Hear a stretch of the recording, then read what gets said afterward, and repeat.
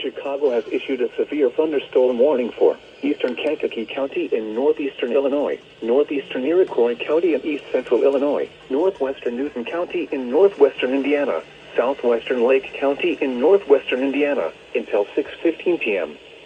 At 5:32 p.m., a severe thunderstorm was located near Morocco, moving north at 45 miles per hour. Hazard, 60 miles per hour wind gusts and penny-sized hail. Source, radar indicated. Impact, expects damage to roofs, siding, and trees. Locations impacted include Lowell, Manteno, Moments, Morocco, Lake Village, Grant Park, St. Anne, Hopkins Park, Sun River Terrace, Beaverville, Donovan, Schneider, and Sumava resorts, including the following interstate: Interstate 57 between mile markers 323 and 324.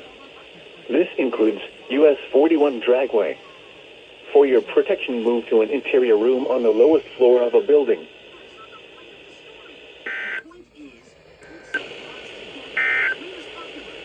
This is NOAA.